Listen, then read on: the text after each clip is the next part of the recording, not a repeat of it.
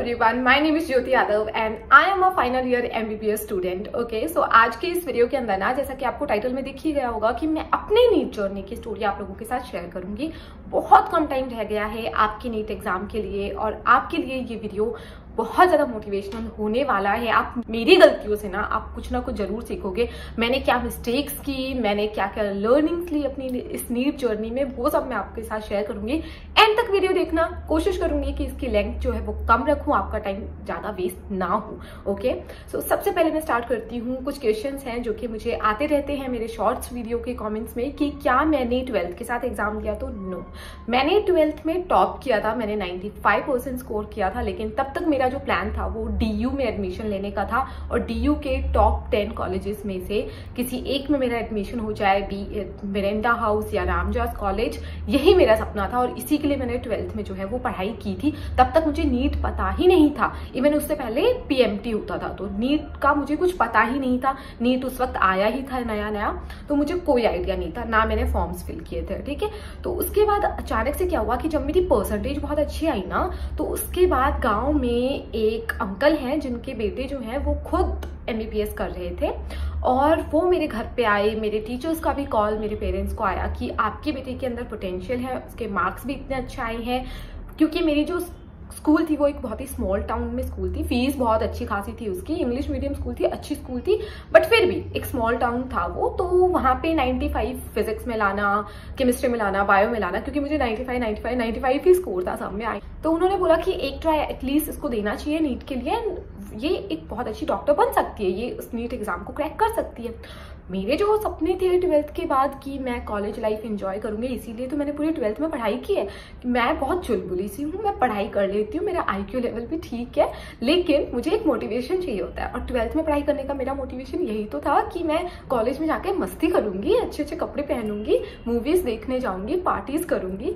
तो इन्हीं सपनों की वजह से तो मैंने 12th में इतनी पढ़ाई की थी। और अब अचानक से मुझे कोचिंग जाने का सामने जो है वो दिख रहा था कि मुझे कोचिंग जाना पड़ सकता है।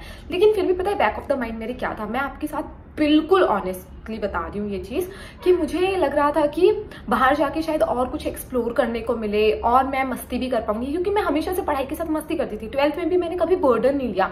आई एम नॉट लाइक जो नर्ड्स होते हैं, जो एकदम बुक वॉर्म्स होते हैं कि पढ़ाई करते रहते हैं और मस्ती नहीं करती। मैं मस्ती के साथ साथ पढ़ाई करती हूँ। मैं अपना जैसे स्कूल में जाती थी, बस में पढ़ लिया, स्कूल में पढ़ लिया, पर मैं मस्ती भी फुल करती थी। तो मुझे लगता था कि कोचिंग में भी ऐसे ही कर लूंगी मैं, कोई दिक्कत नहीं होगी, कोचिंग में भी मैं मस्ती कर लूंगी। दिल्ली जाने का सपना था, दिल्ली चले जाएंगे, दिल्ली जाके मस्ती ही तो करनी है और पढ़ाई भी कर लेंगे। DU में जाते अब कोचिंग चले जाएंगे, कोई दिक्कत नहीं है। तो फिर क्या हुआ कि मेरे पेरेंट्स ने ना मुझे बहुत ही टीचर्स वगैरह के इंसिस्ट करने की वजह से, मेरे पेरेंट्स के पास उतने पैसे नहीं थे, पापा उस वक्त तक रिटायर नहीं आए थे, तो फिर भी कोचिंग उन्होंने सोचा चलो ठीक है, बच्चे के अंदर पोटेंशियल है तो हम इसको डाल देते हैं, इसके लिए ऊपर पैसे लगा लेते हैं। तो सबसे पहले, और वो भी बहुत ही लेट, मतलब मैं पूरा DU के फॉर्म्स फिल कर रही थी एंड पता है सब लोग अच्छा खासा अपना नीट का प्रिपरेशन स्टार्ट कर चुके थे, तो मैं तो आफ्टर 12th बहुत सारे महीनों तक रिलैक्स कर रही थी घर में, इसीलिए मैं उस ईयर को ना कंसिडर भी नहीं करती हूँ। तो उस वक्त मेरी मम्मी मेरे साथ आई है, वो मुझे दिल्ली लेके आई और दिल्ली में उन्होंने मेरा जो आकाश इंस्टीट्यूट है जनकपुरी में, वहां पे मुझे एडमिशन दिलाया। यार इतनी उनकी फीस होती है, उनकी बहुत ज्यादा फीस होती है, लाइक 1 लाख से भी ऊपर उनकी फीस थी। बट क्योंकि मेरे 12th में परसेंटेज अच्छे थे तो उन्होंने काफी जो पैसे हैं वो कम कर दिए थे, 20 या 25% उन्होंने स्कॉलरशिप दी थी और उन्होंने कम कर दिए थे, बट स्टिल वो पैसे बहुत ज्यादा थे। और इससे भी बड़ी चीज होने वाली थी कोचिंग इंस्टीट्यूट के बाद जो हॉस्टल मुझे चाहिए था। तो हॉस्टल उस वक्त मम्मी दिल्ली में मेरे लिए सबसे सेफ चीज चाहिए थी उनको, और उन्होंने गलती क्या करी कि उन्होंने इंस्टीट्यूट की तरफ से जो रिकमेंडेड हॉस्टल्स थे ना, आई थिंक उसका नाम आशा हॉस्टल्स था, I am not promoting those hostels, ठीक है, मैं उनके बारे में बताऊंगी आपको। तो उन्होंने वो रिकमेंड करा और मम्मी ने सोचा कि ये इंस्टीट्यूट के साथ बाउंड है तो फिर शायद बच्चा ज्यादा यहाँ पे सेफ रहेगा, तो उन्होंने बहुत तो सिक्योरिटी मनी ली और उनका मंथली चार्जेस भी लाइक 12,000 13,000 था, जो कि बहुत एक्सपेंसिव था। पता है मेरे पापा की सिर्फ पेमेंट इतनी आती थी कि भाई भी पढ़ रहा था, घर में और भी खर्चे थे, तो बहुत कुछ था। और मम्मी ने बिना कुछ सोचे समझे मुझे उस हॉस्टल में डाल दिया। लाइक इट वाज सेफ, खाना बहुत अच्छा देते थे वो लोग, रूम्स उतने अच्छे नहीं थे। मैं आपको अपनी जो पिक्स है ना रूम्स की वो यहाँ पे इंसर्ट करूंगी, मेरे पास कुछ कुछ फोटोज हैं उन हॉस्टल्स की, तो वो यहाँ पे इंसर्ट करूंगी, वो देखना आप। बिल्कुल अच्छे वो हॉस्टल्स उतने नहीं थे दिखने में, और उसे उधर मम्मी ने मुझे डाला। अब क्या हुआ कि मैंने स्टार्टिंग में बड़ा ही अच्छे से मैंने पढ़ाई भी किया, मैंने कोचिंग भी जाती थी, तो उसके बाद मैंने थोड़ी थोड़ी मस्ती में बिल्कुल नहीं करती थी। और पता है बहुत जल्दी मुझे ये चीज़ रियलाइज़ हो गई कि यहाँ कोई मस्ती नहीं है, इतना कंपटीशन का माहौल है यहाँ पे, इतने सारे बच्चे यहाँ पे पढ़ रहे हैं, इतने एग्जाम्स होते हैं यहाँ पे। वीक में हमारी 4 डेज क्लासेस होती थी और हमारा 3 डेज जो था वो ऑफ होता था, बट वो 4 डेज का भी मैं कवर नहीं कर पाती थी। उस पूरे 4 डेज के सिलेबस को भी मैं, जो 3 दिन मुझे छुट्टी मिल रही है 4 डेज के बाद जो मुझे टाइम मिल रहा है, उसमें भी मैं कवर नहीं कर पाती थी उसको। इतना मतलब वो लोग नोट्स लिखवाते थे पूरी क्लास में, क्योंकि पता तो मुझे कुछ था ही नहीं, कुछ भी आइडिया नहीं था कि एनसीईआरटी पढ़नी होती है। मैं तो सिर्फ एक चीज फॉलो करी थी ब्लाइंडली, जो भी मुझे कोचिंग से मॉड्यूल मिले और जो भी टीचर्स नोट्स बनवाते थे बस उनको रटती रहती थी, कोचिंग के मॉड्यूल्स पढ़ती थी, उनके क्वेश्चंस करती रहती थी। तो बड़ा मैंने टाइम वेस्ट किया और मुझसे कुछ हो भी नहीं रहा था। लास्ट में आते आते ना, आई टेल यू, मैंने पढ़ाई से तो ये समझ लो कि मेरा वास्ता ही टूटता जा रहा था, क्योंकि मैं इतना डिमोटिवेट हो गई थी। क्योंकि मेरे अंदर का जो स्टूडेंट है ना, वो सबसे ज्यादा एक्टिव तब रहता है वो जब सबसे ज्यादा खुश रहता है। तो मैं जब मस्ती कर रही होती हूँ, जो मैं खुश रहती हूँ, जो मेरा एक अच्छा टाइम टेबल होता है, उस टाइम टेबल के अंदर मेरी मस्ती बहुत जरूरी है, ठीक है, तभी मैं पढ़ाई भी बहुत अच्छे से कर सकती हूँ। और वहां पे कोई मस्ती नहीं हो रही थी, वहां पे कुछ नहीं हो रहा था, वहां पे सिर्फ मैं पढ़ाई करती थी, ओवर थिंकिंग करती थी, और मैं इतना डीमोटिवेट हो गई थी। मम्मी से बात करती थी, मम्मी कहती थी इट्स ओके, लाइफ में एटलीस्ट एक बार चांस हमें लेना चाहिए, जिंदगी में कभी भी आगे चल के ये नहीं होना चाहिए था कि मैंने नीट एग्जाम में अपीयर ही नहीं किया और मैंने कभी कोई अटेम्प्ट ही नहीं दिया। बस इसके लिए तुम 1 साल जैसा तुमसे मेहनत होती है, जितनी तुमसे पढ़ाई होती है ना, वो दो और एग्जाम दो और खत्म करो फिर ये। उसके बाद या तो तुम डीयू चले जाना अपने, या फिर तुम कोई भी कोर्स जो है वो कहीं से भी आप कर सकते हो। तो मुझे थोड़ा सा ठीक है रिलैक्सेशन मिला उस चीज को सुन के कि कोई बात नहीं, ये जो हार्ड टाइम है ये मेरा सिर्फ इस साल का है। साल भी क्या, मेरे पास तो कुछ महीने ही थे, क्योंकि मैं पहले ही बहुत लेट चल रही थी। उसके बाद नीट एग्जाम का दिन आया और इस दौरान मैंने बहुत सारी मिस्टेक्स की थी, क्योंकि मैंने पढ़ाई नहीं की थी। लास्ट में आके तो मैंने इतनी पढ़ाई छोड़ दी थी, मैं इतना डिमोटिवेट हो गई थी ना। और मुझे जो 12th की जो पढ़ाई थी ना, जो 12th में मैंने एनसीईआरटी को रटा था, एकदम चार्ट लिया था मैंने 12th में, तो उसी नॉलेज के बेसिस पे मेरे 418 मार्क्स आए नीट, ओके, फर्स्ट अटेम्प्ट में। मतलब 418 मार्क्स में आपका सिलेक्शन तो नहीं होने वाला था फॉर श्योर। उसके बाद मैंने सोचा था कि मेरी लाइफ अब चेंज होगी, अब शायद मैं कुछ अच्छा कर पाऊंगी और अब मुझे उस लाइफ में नहीं जाना पड़ेगा। बट पता है ये एक विशियस सर्कल हो जाता है। मेरे खुद के दिल में ये चीज आई कि यार मैंने अपनी गलती की, मैंने पढ़ाई नहीं की, एंड देखो मेरे इतने कम मार्क्स आए। मुझे सिर्फ उस वक्त पता है इतने बहुत ज्यादा मार्क्स भी नहीं चाहिए थे, लाइक मुझे सिर्फ 100 नंबर भी और बढ़ा लेती तो मुझे शायद कहीं ना कहीं जो कॉलेज है वो मिल जाता, ठीक है, 100 या 125 नंबर और बढ़ा लेती तो मैं मिल जाता, 550 तक शायद मुझे नंबर मेरा कहीं ना कहीं लग जाता। बट मुझे खुद को भी गिल्ट हो रहा था और मेरे से ज्यादा मेरी मम्मी को बड़ा दुख हुआ। मेरे सारे रिलेटिव्स ऐसे पूछते हैं, गाँव में भी सब लोग पूछते हैं कि डॉक्टर बन गई क्या, डॉक्टर बन गई क्या, क्योंकि गाँव में इतना नहीं पता होता है लोगों को कि coaching is different, exam crack करना पड़ता है, उसके बाद आप जो है एमबीबीएस करते हो। तो गांव में नहीं पता होता ये चीज लोगों को, और वो चीज मुझे भी इतना हिट कर रही थी, मेरे पेरेंट्स को भी इतना हिट कर रही थी। गांव में सब लोग एक तरीके से ताने टाइप दे रहे थे इनडायरेक्टली डायरेक्टली। उसके बाद मैंने बोला कि चलो ठीक है एक और ट्राई ले लेते हैं। मम्मी ने भी बोला एक और ट्राई हम देना चाहेंगे तुम्हें। तो मैंने थोड़ा सा रिसर्च किया फिर, क्योंकि मैं पहले ही देख चुकी थी कि बाकी इंस्टीट्यूट में बहुत खर्चा होता है, बहुत पैसा लगता है, और मुझे उतना पसंद नहीं आ रही थी कुछ भी चीजें। तो मैंने सीकर में एक कैरियर लाइन कोचिंग इंस्टीट्यूट है, तो वहां जाने का सोचा, क्योंकि वहां वो लोग फोन वगैरह नहीं रखने देते। मेरी फर्स्ट जो ये नीट अटेम्प्ट था उस वक्त मैंने फोन रखा था, दैट्स वाई आप वो फोटोज वगैरह रूम के देख पाए, मेरे भी कुछ फोटोज देख पाए। लेकिन उसके बाद जब मैं सीकर गई ना, तो मुझे ऐसा लगा कि यार फोन अब मैं नहीं रखूंगी, क्योंकि मेरा फोन की वजह से टाइम वेस्ट ज्यादा हुआ है। तो फोन मैंने त्याग दिया और मैं चली गई कोचिंग। अब कोचिंग में जाने के बाद मैंने ना पढ़ाई तो अच्छे से स्टार्ट की, लेकिन कुछ ऐसी चीजें होती हैं लाइफ में, आप डिस्ट्रैक्ट हो जाते हो, आप दोस्तों के इन्फ्लुएंस में आ जाते हो, दोस्तों के साथ आप ज्यादा टाइम वेस्ट करने लग जाते हो। एंड इसी वजह से मैंने उधर सीकर जाने के बाद भी मैंने मतलब ये समझ लो कि फर्स्ट ईयर से भी कम पढ़ाई की, ठीक है। अब उसमें बहुत सारी चीजें थी, बहुत सारे मेरे खुद की ही गलतियां थी, मैं ये बोलूंगी वहां पे। मतलब फर्स्ट ईयर में फिर भी मैंने ज्यादा पढ़ाई की होगी, लेकिन उस सीकर वाले जो फर्स्ट ड्रॉप था मेरा, सीकर में आने के बाद वो एक्चुअली में मेरा सेकंड ड्रॉप आप मानो, बट सीकर में मेरा जो फर्स्ट ईयर था वो मैंने कंप्लीटली वेस्ट किया। मतलब I was totally distracted, okay? I admit this thing and I'm being very honest with you guys कि मैं completely distracted थी उस दौरान। मुझे बिल्कुल नहीं लगता कि मैंने कभी भी कंसिस्टेंटली कोई भी पढ़ाई की होगी, ठीक है? थोड़ी बहुत इधर उधर पढ़ाई कर ली। एंड उसके बाद मेरी एक फ्रेंड थी, मेरी रूममेट थी, तो उनके साथ भी मेरा झगड़ा वगड़ा हुआ एंड उसकी वजह से भी मैं बहुत ज़्यादा जो थी इफेक्ट हुई एंड मैंने क्लासेस जाना वगैरह भी छोड़ दिया, क्योंकि मैं उसी के साथ पूरे साल रही थी। हम पढ़ते भी साथ थे, हम जाते भी साथ थे, हम एग्जाम भी साथ थे, तो उसने मेरा अचानक से साथ छोड़ा और उसके बाद तो मैंने क्लास जाना भी छोड़ दिया, एग्जाम देना भी छोड़ दिया, मैंने सब कुछ छोड़ दिया, ठीक है? और मैं कंप्लीटली डिस्ट्रैक्ट हो गई और अपने आप को पढ़ाई से एकदम कट ऑफ कर लिया।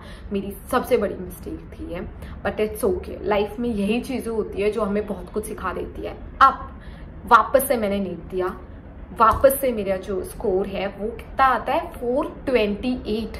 मतलब कैन यू इमेजिन, मेरा फर्स्ट अटेम्प्ट के अंदर 418 आया था और मैंने सिर्फ 10 नंबर इंक्रीज करे। और यही चीज मेरी मम्मी ने मुझे बहुत स्ट्रिक्टली बोली कि तुम एक साल, ठीक है, 1 साल तुम्हें हमने दिया, 1 साल तुमने पढ़ाई की, तुम सीकर गई। सीकर की फीस उतनी नहीं थी क्योंकि मेरा NEET score was like about 400 था ना फर्स्ट अटेम्प्ट में, तो सीकर में आई थी तो उन्होंने अच्छी खासी स्कॉलरशिप दी थी और उन्होंने शायद 30 to 40,000 ही पूरी साल के लिए थे और मेरा हॉस्टल का खर्चा भी कम ही था सीकर में।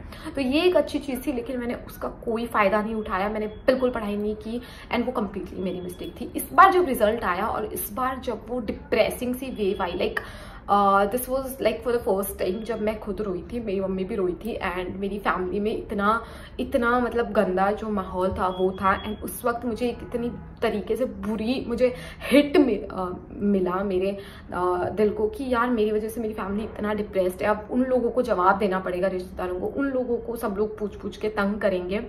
एंड फिर मम्मी ने मुझसे पूछा, ठीक है, बहुत सैड थे हम लोग, डांटा मुझे कभी किसी ने नहीं, ठीक है, क्योंकि वो लोग सोचते थे कि मैं खुद इतनी समझदार हूँ तो इसमें डांटना क्या है। तो उन लोगों ने ना मुझसे पूछा कि अब क्या करना है ये बताओ। तो मुझे ये चीज़ बहुत अच्छी लगती है कि मेरे पेरेंट्स ने मुझसे ही पूछा हमेशा और उन्होंने मतलब कोई चीज़ मुझ पर कभी थोप भी नहीं है। एंड इस बार ना मैंने बहुत ही दिल से और मैंने बहुत ही सोच समझ के ये चीज़ बोली कि मुझे एक लास्ट चांस चाहिए, प्लीज़ एक लास्ट चांस चाहिए। ये एक चांस है जो मैं आप लोगों से मांग रही हूँ and I promise you guys I am not gonna disappoint you, okay?